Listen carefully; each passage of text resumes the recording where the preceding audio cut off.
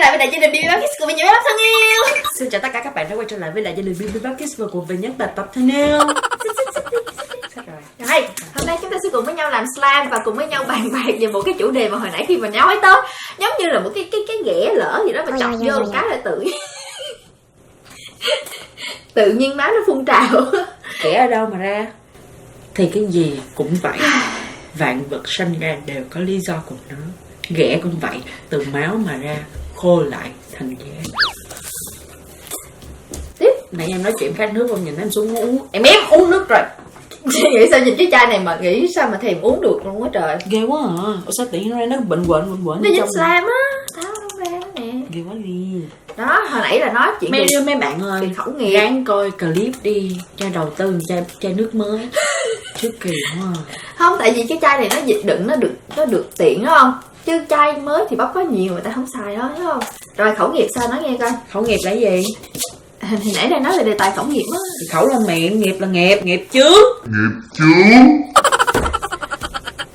Mà ác quá.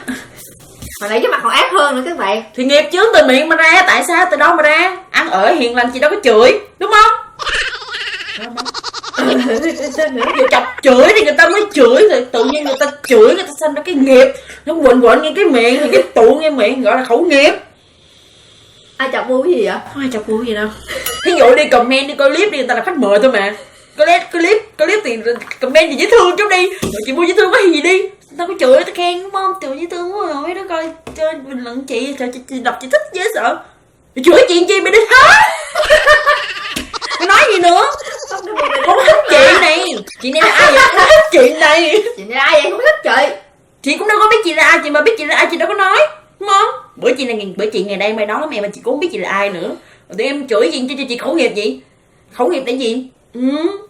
Kỳ cục hay. Cái gì bữa nó nhiều đứa nó comment nó hai con khùng. Tự nhiên bình thường người ta hả? Ai mà khùng? Ví dụ khùng là nằm trong bệnh viện rồi đúng không? Lôi nó ra chơi đi. Để hết giờ bây giờ hết chứ người ta kêu câu giờ đó. Nói đi. Rồi sao hỏi sao mà thì nói người ta khùng? Em nhìn coi chị bóc em vậy mà em nói chị khùng. Dù em nói chị khùng đi, nhiều khi chị còn suy nghĩ lại có phải chị khùng hay không. Mà nếu mà mấy người khùng thì trong bệnh viện rồi, ta giữ lại rồi ai cho lên tivi vậy, đúng không? Suy nghĩ chút đi. Mắc cười quá, chữ mà mắc cười. Suy nghĩ chút đi, tự nhiên chữ người ta khùng. Kỳ cục. Coi comment gì nữa. Ai biết bắp nói đi rồi em nói lại cho nghe nè. Tại vì những cái comment của các bạn quá dễ thương đi. Đúng nó trôi đi hết rồi. Những cái comment mà nó trôi á, nó trôi mà không nhìn lại được. Còn có bạn dễ thương hơn nữa, thấy comment nào bị chửi tục á sẽ có nhiều bạn report cái comment đó. Bấm vào cái nút report đó các bạn, report cái comment đó là YouTube sẽ xóa cái comment đó. Và cái người mà chửi tục á sẽ đánh phớt vào trong cái channel của người đó. Thì thí dụ đi nha, dụ nè, YouTube quá trời người luôn, đúng không? Quá trời kênh luôn, thích thì con, thích thì thôi. Thì đi lẹ đi. Chưa tới tháng 7 mà lên chi rần à. Thì dù không thích bả thì đừng có coi bả nữa. Đi qua kênh khác coi bả đi. Đi qua kênh khác là gì các bạn? Đi qua coi thì bả tới 3 kênh lận mà, thích kênh này qua kênh khác coi bả đi. Kỳ ghê. Thì đúng rồi. Dù không thích bả nữa thì thôi nghỉ đi, block luôn đi. Đừng có coi chi, trời ơi, còn tốn thời gian, tốn công tốn sức mở cái màn hình lên đã coi rồi thì thôi đi. Còn mở cái bàn phím cái đánh gõ trời ơi, hai con khùng. Ê, còn có nhiều người hả? Ai gì trời ơi, copy nữa, copy xong thấy tùm lum hết. Còn đầu tư nhiều hơn nữa. Nhưng mà cái đó là YouTube sẽ tự liệt những người đó một cái dạng spam và cái account là có nguy cơ bay màu nha các bạn. Trời ơi, bà hỏi chi cho người ta đụng trúng chỗ người ta nói hà, rồi nói chi cho Phu dữ. Không ngờ Phu dữ vậy, Phu có hiền đâu mà dữ. Thì bởi vậy không thích coi thì đi rẻ đi, không có ai mời hết á. Dụ mà thích mấy bạn nào dễ thương vô coi bả like bả một cái thì tôi cảm ơn. Tôi cũng là người coi bả mà, nhưng tôi không thích, tôi đâu có thèm like bả đâu. Bả cũng đâu có biết đâu, bả đâu có rảnh đâu mà bả ngồi bả coi từng cái. Mà lâu nó xui sao nó trồi lên cho bả thấy. Cho bả thấy bả gửi tôi coi. Tôi coi tôi thấy mắc cười dễ sợ luôn rồi, đúng không? Mình hài hước mà. Để gì nói gì vậy? Hài hước ai biết đâu. Anh nói gì hỏi khẩu nghiệp chi. Nói chung là bớt khẩu nghiệp đi. Bớt nghiệp tụ dành môn. Tự nhiên ai chọc bu xả ra dữ quá. Mấy ai chọc kỳ. Thấy rồi mốt mà đóng phim tắm cám mà ai biết ai tắm ai cám ra. Trời đương nhiên rồi, hỏi chi gì mấy cái chuyện mà nó gọi là fact, biết không? là từ cái sự thật á, ai cũng biết á, Bu làm tắm. Bắp là chắc là bắp làm gì vậy? Đương nhiên rồi, nhìn là biết liền, không cần nói luôn. Khỏi cần chia giao luôn, khỏi casting luôn. Con cá nó dưới vậy. Hay con cá. Thôi bây giờ bữa nay là chúng ta sẽ cùng với nhau khẩu nghiệp hết 5 phút luôn, vậy dễ sợ không? Bây giờ chúng ta sẽ cùng với nhau chơi slam. Lâu ngày không gặp năn nỉ bắp ơi cho chơi slam, bắp ơi cho chơi slam, và bây giờ thì bắp cho chơi slam, và lần này là chơi xịn nha. Cái bộ kiss luôn nha. cái bộ kiss này. Hồi nãy là ăn no là buồn ngủ lắm, không có nói nổi, tiện cái hỏi anh chi cho cái chủ đề vậy. Nói ra đi, cứ lôi ra đi. Mà thiệt chứ. Thực sự cái bộ kiss này có đúng 3 chai keo. Ngoài ra nó không có gì hết ngoài 3 chai keo. Nói chứ nay giờ Bu chửi, Bu cũng chửi lịch sự mà đúng không? Không có gì đó, không có gì hết ngoài 3 chai keo, nó cũng là ủa nhưng mà lỡ như người ta không có borax thì sao? Thì đó, vậy mới nói. Vậy mà nó cũng để làm bộ kiss Elmer Glue, keo Elmer Glue. Nhưng mà cái này ở ngoài nó có bán riêng lẻ từng chai. Xin chào các bạn, đây là bộ kiss 3 chai slam, 3 chai glue chứ lộn.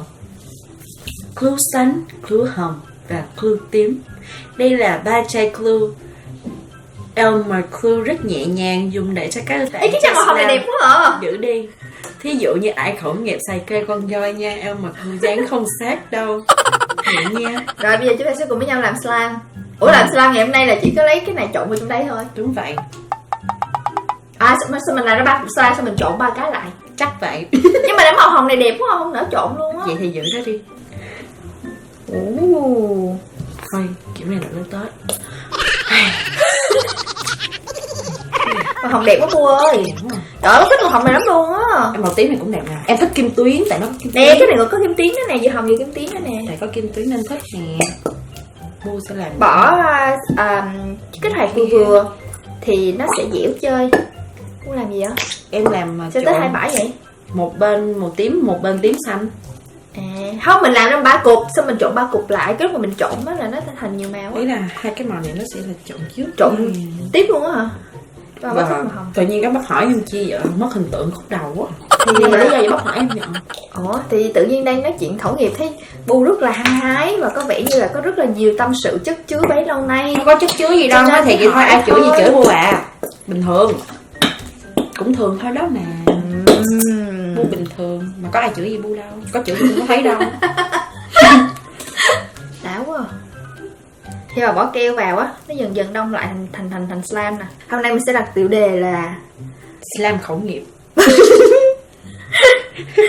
Nguyên nhân slam. Giống như là có gì đó gọi là bún chửi đúng không? Nhưng mà người ta chửi ghê lắm. Vậy hả? Chứ chưa bao giờ được phải nói là nghe giang hồ đồn đã lâu nhưng mà chưa bao giờ được diễn kiến á. Cái này nó tự đông lại nè. Mình để ở đây xíu nữa nó tự đông lại. Không có đông đâu. Cho bóc một miếng chất kích hoạt vô đây đi. Rồi hôm nay chúng ta có slam chửi.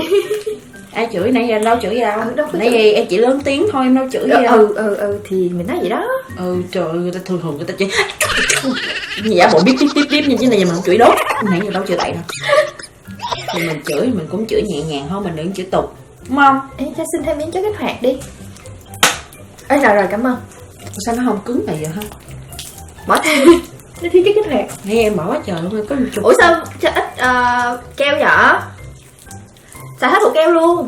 Ôi trời ơi, hết hồn. Xài hết keo luôn. Nặng keo ra xài hết luôn. Đẹp quá ha, kim tuyến đẹp ghê á. Sao Bu thích kim tuyến vậy? Ví dụ mà Bu có cái phòng riêng của Bu á, Bu có sơn tường kim tuyến không? Thôi. Tại vì nếu mà sơn vậy thì suốt ngày trong phòng không muốn đi ra đường. Vậy luôn. Kim tuyến lấp lánh đẹp quá nè. Vậy là Bu thích ngắm bầu trời đêm. Đúng rồi. Chính xác là như vậy. Nghề bóc là thầy bói mà các bạn nói rồi. Rồi cái này là mình phải đợi vài bữa nữa chơi nó mới đã. Mà vài bữa nữa là bữa nay Bu làm với bóc rồi Bu về Bu đâu có xuống chơi với bóc nữa đâu. Vậy bữa nữa là lấy ra chỉ có tu khẩu rồi. Một mình bóc điếc thôi. Bữa nay giờ xuống chơi slam khẩu nghiệp rồi mốt đi nhà tu khẩu thôi. Bởi chứ cái hạt vô keo mới bỏ vô nó đã luôn. Nó tự ấy nè. Nó tự đông lại luôn nè. Thấy không? Nhiều quá không? Không, nó sẽ tự đông cứng lại xíu nữa mình ấy tiếp bỏ keo vô theo. Cô làm 2 củ hũ nha. Nó là một hũ mà nó còn chưa xong thôi. Nó chưa chảy ra hết nữa. Cho bóc thêm chút kích hoạt đi. Nè, màu tím cũng đẹp quá ha, nhưng mà màu hồng vẫn đẹp hơn. Cuộc đời vẫn đẹp sao? Thì bác hút cái slime này. Hay bu được cái slime này nó bông vui quá. Xả stress vậy sao? Hồi nãy nói chi nhiều giờ mỏi miệng. Không gì. Hay bu đâu không nhiều đâu. Không nhiều chỉ nói sự thật thôi mà. Bu đâu có chửi thề chửi bậy chửi bậy gì đâu. Bu chỉ nói về những vấn đề bức xúc trong xã hội, nhức nhối của xã hội thôi. Đúng không các bạn? Đây cũng nhiều người nữa đúng không? Mà bu khó chịu nhất là ai làm gì kệ người ta đi, nói gì chi, đúng không? Chẳng hạn như ta mặn ta ốm ta xấu ta đẹp kệ người ta đi. Tự nhiên nói nhỏ cái xấu quá trời ơi mập quá cái này nhiều mụn quá ôi thằng kia ốm nhất nhau kỳ cục kỳ cười đi kỳ cục ha. Nhỏ đẹp quá đẹp cũng ganh, nó chở quá ốm cũng ganh, rồi người ta mập cũng ganh, người ta xấu cũng ganh, gì cũng nói kỳ cục này kỳ ơi. Chúng ta đã chạm vào một vấn đề bức xúc của xã hội nhưng mà làm cho Bu nhức nhối. Nói kỳ luôn gì rảnh nhỏ vậy thôi tạo nên một cái khẩu nghiệp đó. Lời nói đâu mất thì mua lời mà nói cho con bướm nó bay. Hỏi cho con hỏi con nói gì nữa. À đúng rồi, cái này thì mình có nhắc nhở nhẹ là cứ thấy comment ai mà chửi bậy thì các bạn cứ bấm report đi. YouTube sẽ đẩy cái comment đó đi xa xa và xa mãi. Ê cái slime để gì lăn đã nha mọi người. Thà sẽ đây lăn xem nè. Mình bóp.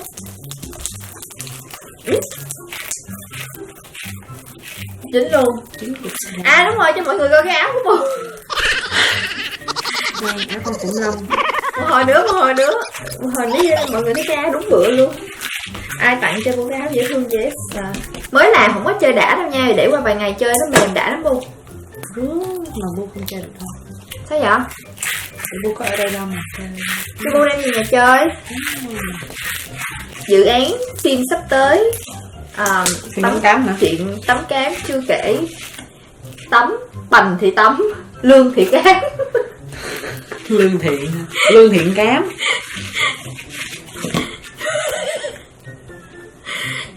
Không để dính cái màu xanh trong đó. Không mà nếu mà bác có làm cái đó bác cho em làm dây tắm đi. Dây tắm đi rồi em sẽ có cái tên đầy đủ của chị Tắm. Là gì? Ngày ăn cơm tắm. Rồi tên cám. Thì đó. Tên cám là gì? Là heo phải ăn cám. Thì đó hỏi chi rồi dù đi thử Gì ghẻ tên gì? Gì ghẻ gì là họ đó, ghẻ là tên đó, chính giữa lót là gì sao tôi ghẻ. Vậy đúng hả? Gì ghẻ. Gì sao tôi ghẻ? Gì sao tôi ghẻ. Hay ha. Nhưng mà không. Hoàng tử sao? Thì hoàng tử là hoàng tử thôi. Tên gì? Tên lót là gì? Hoàng thượng đã từng là thế tử. Hoàng thượng tên gì? Thì hoàng thượng đã từng là thế tử tên là hoàng tử. Hoàng tử.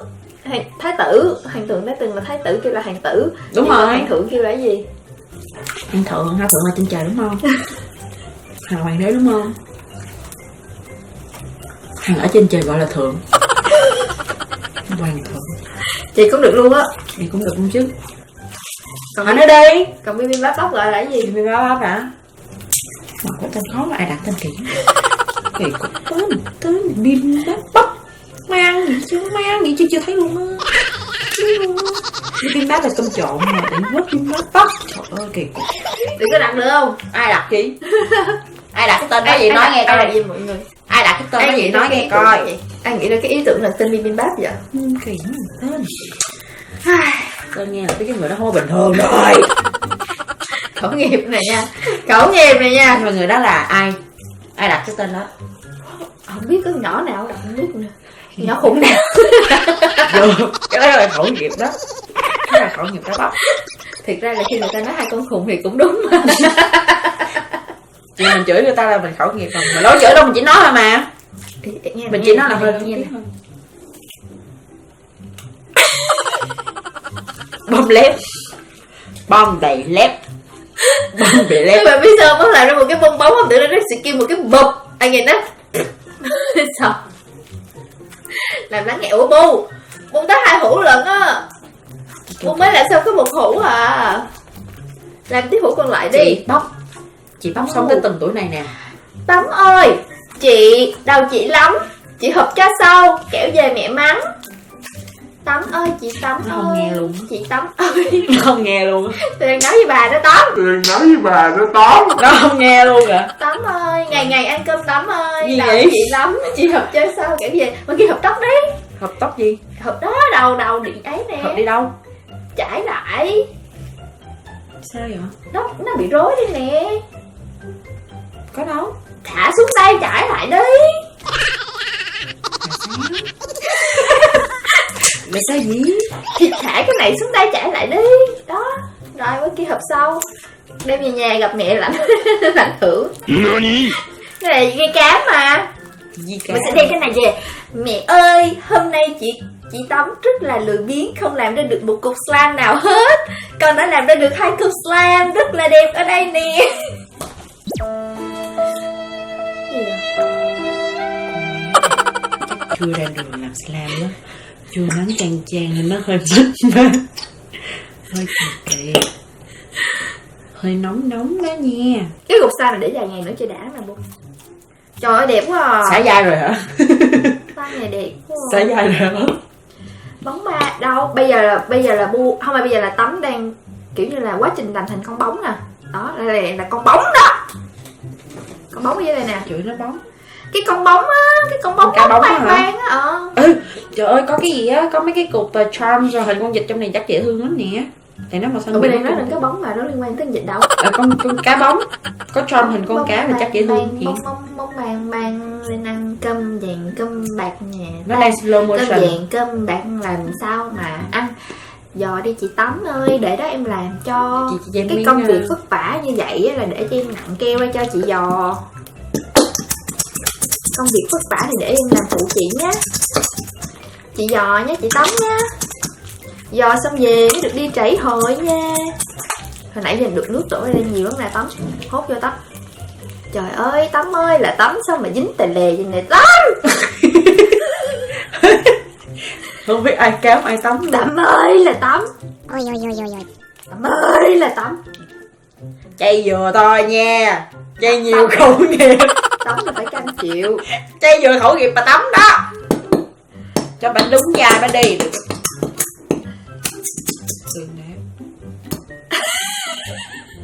Cái gì đó? Nó dính hơi slime hả? Hôm nay hai đứa mình kiểu bị đa nhân cách á. Sao vậy? Lúc đầu á là con nào nó nhập. Lúc giữa là con Tắm với con Cát. Thôi trời cho nó lượt vô. Giống cướp mồi. Bắt ghê quá à. Vừa nó bắt ghê ghê. Nhắc cướp mũi và nhắc kẹo thui. Bắt vui lắm hả? Dơ vậy mà bóc cười được luôn á. Chơi dơ vậy. Đó là chuyện nhân sinh bình thường, ai cũng có. Bóc nhai quá, bóc yêu cho em chơi rồi. Nhai quá. Kẹo thui.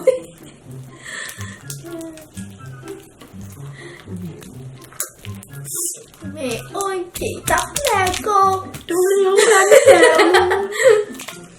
Đóng hai vai đi. Vừa làm cám vừa làm má cám đi. Tắm sao là con. Sao là em vua. Đang đóng làm má kìa. Đang đóng làm gì ghẻ. Lộ. Tắm sao là con.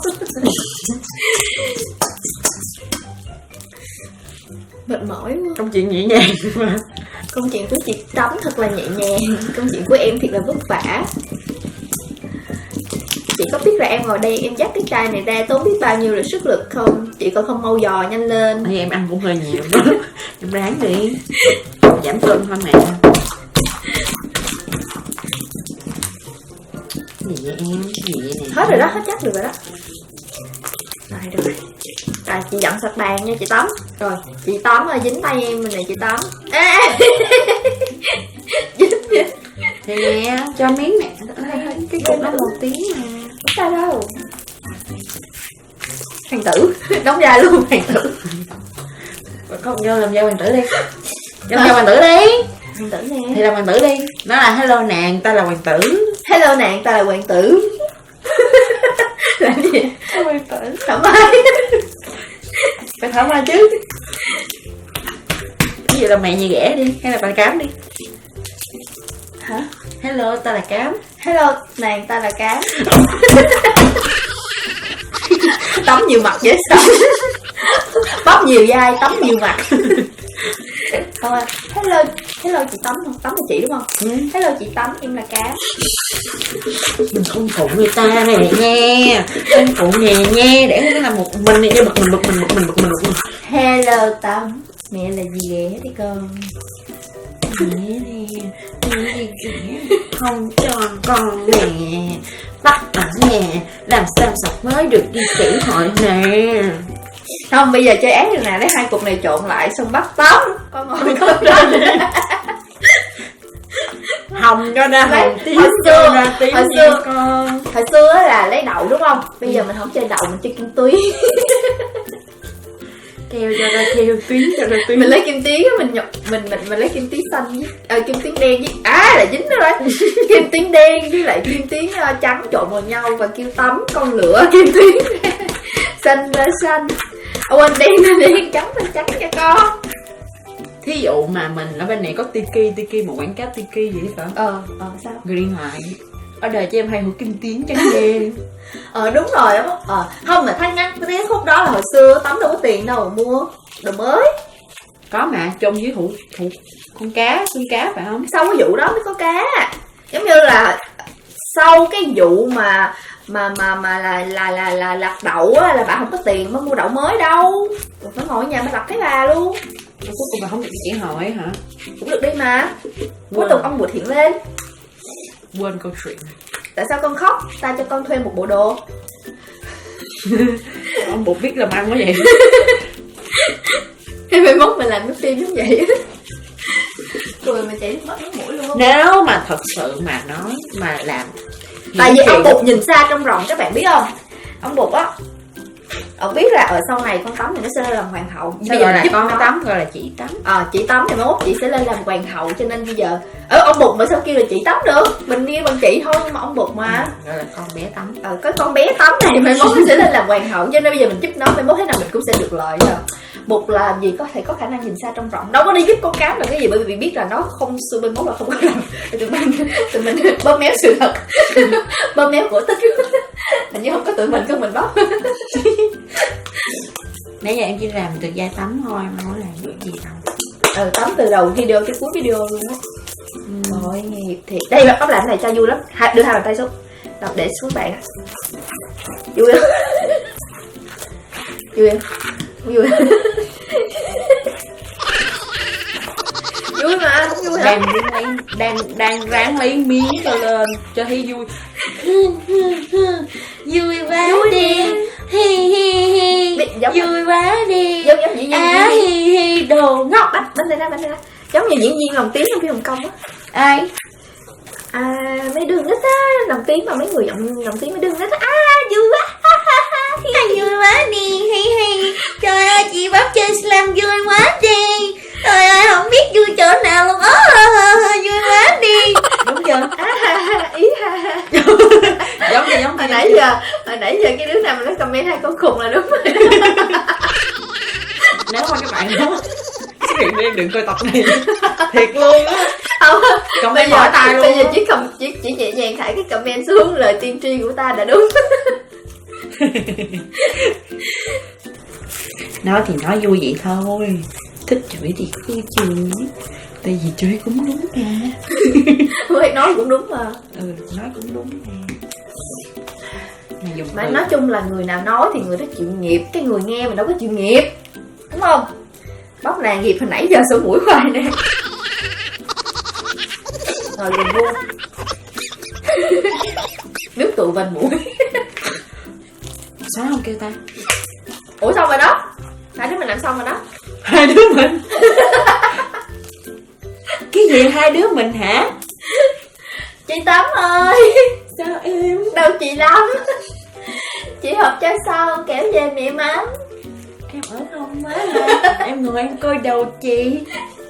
Có chuyện thì em làm đi, em kiếm chuyện em làm đi, em rảnh game cái đầu chị ngoài gì. Chị Tắm ơi, theo kịch bản đi chị. Đây là 2 cục slime mà Bắp đã cực khổ làm ra. Ê, mình có trộn không hay mình để gì luôn? Mình trộn thì chỉ đẹp một cái lúc trộn thôi. Đúng rồi, thôi trừ lại cho cục này đi rồi trộn 2 cục đó đi. Cái cục này đẹp mà, màu hồng đẹp mà. Hay là cắt ra phân nữa. Ủa sao kỳ vậy? Hồi nãy Bắp thấy Bu á trộn một cái mà 2 màu mà. Cũng đi vô đây rồi. Cũng rảnh thiệt. Nào nãy giờ mình làm ra. Nói chung là cái slime này mọi người cũng biết rồi. Khi mà làm xong thì nó như vậy, về bữa nữa nó dẻo ra chơi nó sẽ thích hơn. Đó, đại khái là như vậy đó. Nhưng mà một lát nữa Bắp đưa cho Bu Hu hai cái bộ hũ để đem về nhà để dành chơi. Màu hồng này đẹp quá à. Thích màu hồng này. Đây là 3 cục slime nãy giờ Bu và Bắp đã làm lại được. Trộn lại nha các bạn. Trộn lại rồi đó các bạn ơi.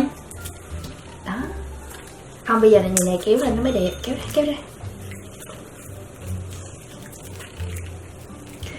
Đây là nó vài bữa nó kêu lại á.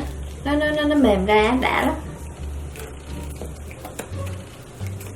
Đó, nhiều màu chưa? Rất. Nó bừng sao luôn á trời. Nó giống như đá đó. Rồi. Kiểu Nó ra cái gì luôn á. Không biết luôn á. không kêu luôn. Rồi. Vài bữa nó mới kêu, bây giờ nó không có kêu. Mà nó có kim tuyến đẹp ghê nè. Cái slime đó, cái keo nó có sẵn ở trong bơ mạc nó nhiều lắm Bu. Hết. Chưa kịp say hello. Giờ nó hơi kêu. Đây là các bạn, cái slime này cái slime này nó dẻo nè. Vài bữa nữa hả, nó mà dẻo ra nữa thì nó đã luôn. Kêu Amber Glue có hay làm trong kênh đó các bạn cũng biết á, chỉ là nó khác màu thôi. Còn cái này là cái màu tím mà hồi nãy giờ Bóc cực khổ làm ra nè. Dẻo ghê luôn á, đúng là nhồi, chịu khó nhồi á các bạn. Nó dẻo dễ sợ, dẻo luôn. Nhồi cũng mệt chứ bộ. Dẻo lắm. Đó, thấy không? Đây, cái màu xanh này cũng vậy nè, cũng cực khổ một mình Bóc làm, một mình Cám làm nè mọi người. Cũng dẻo lắm gì á. Thì che miệng lại đi, tịnh khẩu. Đó, thấy chưa? Ôi, nó kêu rồi đó. Nói chung là 2 cái này vẫn là anh là gọi là cái gì? Công sức làm ra của Cám. Cho nên Cám sẽ tặng cho Tấm này, tặng cho Tấm đem về nha. Trời ơi, cảm ơn Cám luôn. Có tấm lòng của Cám, Tấm sinh nhật. Không phải gì nè, tấm lòng của Cám, Tấm sinh nhật. Hiền luôn hả? Thôi hiền em làm không được. Thử đi. Tấm lòng của Cám, Tấm sinh nhật. Cái mặt vậy án nè, mặt lúc này án nè. Dẫn xong rồi mới án nè. Ôi, cái đó có trộn vô không? Ấy, cái này nó ra màu tím lợt, nó cũng tím. Cuối cùng á thì Bu cũng được chơi slime. Và khi chơi slime thì nó lại bị kiểu như overactivate á. Kim tuyến này nó nhuyễn và cái cọng nó dài. Đẹp quá các bạn.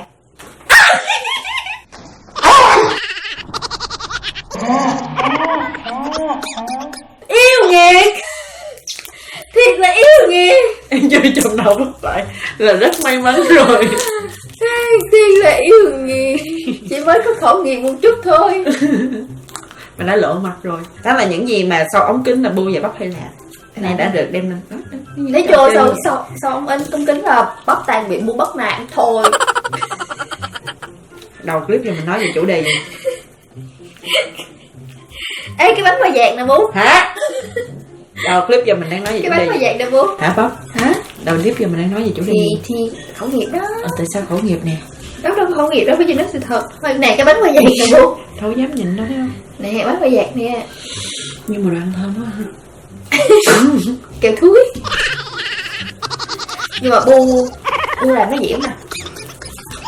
Quậy quá à. Hai đứa làm sao mà quậy quá à. Là bắp đi. Bắp đi. Không có kêu. Thì bắp tách đó chín rửa ra rồi. Còn À, cái hộp sao mà hồng này bắp dữ. Đẹp quá à. thì bắp chịu đi. Cũng đó là Tấm có công cất làm á. Tấm có công tức muốn làm tặng cho Cám đó. Cám giữ đi. Nè, Cám tặng cho Tấm 2 cục Cám làm rồi. Tấm cảm động lắm. Ủa vậy thôi hả? Là sao? Không gì hết. Chương trình mình hôm nay là vậy thôi hả? Ý Bắp là vậy hả? Không, ý là tưởng là Bu sẽ nói cái gì đó nữa nhưng mà Bu không nói nữa. Có gì đâu nói. Mình nói ít thôi, mình hiểu nhiều là được. Hiểu không chứ không. Mình không nói là không hiểu gì luôn. Thì đó. Nó ít hiểu nhiều, nó không hiểu. Ok, và đó là video làm slime của chúng ta ngày hôm nay á. Là một cái bộ kiss rất là tào lao. Sau đó hai đứa cũng rất là tào lao. Cái gì mà ngơ ngác vậy bà nội? Sao tào lao? Hai đứa này đúng xàm luôn á. Nãy giờ mình đã bao nhiêu giai rồi nè. Biết nữa, kiểu kinh phí không cho phép. Cho nên bộ phim này chỉ có 2 diễn viên mà đóng rất nhiều vai. Cám, người diễn viên Tâm, quên Bắp, quên giờ không biết mình tên gì luôn. Vai Cám, Bắp, Dì Ghẻ, Bắp, Hoàng Tử, Bắp, Hoàng Thượng, Bắp, Ông Bột, Bắp luôn. chỉ có Tấm là một vai thôi. Bụ, Cá Bấm, Bụ. Ê, Xuyến, khoan, rồi sao con cá bóng là ở dưới nước, rồi chị Tấm là Bu, chị Tấm kêu Bu lên, bóng bóng bang bang, Bu ơi lên đi, soi kiến xuống, ố Bu kìa, Bu lên rồi Tấm ơi, á hi hi. Từ dưới nước Tấm nhìn lên, Tấm tự nói ta là con cá bóng nè, tin không, nhìn xuống ý mình kìa, á hi hi, ta cay rồi. Nhìn nè. Vậy hả bắp? Bắp vừa làm bắp chưa? Chia vai chia cho đàng hoàng đi. Chia gì mà nhìn xuống rồi nhìn lên nghiệp tập cơ cổ hả? Trái ngang kinh phí không cho. Kinh phí không cho bác sư Cái nhà tài trợ. ráng suy nghĩ đi chứ. Chia vai mà làm khó diễn viên quá à. Biết sao đóng phim quá. Nãy mình ăn trúng gì ta? Chảy cả nước mắt. Sao mình nói Ăn nhiều quá kem vậy? nhiều quá hai bờ. Đúng rồi. Tất cả là do ăn kem. Con người thật không buồn đó đã được rồi nha. Khi nãy giờ Mốt mà muốn đóng clip thì đừng cho ăn kem nữa nha. phải cho ăn. Tăng động. Vậy nãy giờ Bu làm cho Bắp khóc hơi bị nhiều rồi đó. Bu đã làm cho Bắp rơi lệ. Đó tự là con bụt đi. Tự hiện ra. Tự hỏi đi. Tại sao còn khóc? Thôi tôi đi đây. Tại vì con là tao, con là ta, mà ta cũng là con có hiểu ý của ta không? Con có hiểu hay không? Ta nói ta cũng không hiểu. Mà con là ta, mà ta cũng là con. Sai quá rồi, đi xa quá. Đi quá xa rồi. Ủa nãy giờ mình nói mình kết lâu lắm luôn rồi đó. Thì kết đi. Để nói hoài giờ. Ok, và đó là video của ngày hôm nay. Tôi cũng rất chân thành cảm ơn sự theo dõi của các bạn đến với tất cả các video của chị Bắp. Gửi các bạn khẩu nghiệm sao? Khẩu nghiệp về nhớ đánh răng nha. Nghiệp tủ danh môi. Nghiệp tủ danh môi, quẹt dục. Quẹt được hả? Bye bye và hẹn gặp lại các bạn ở video ok.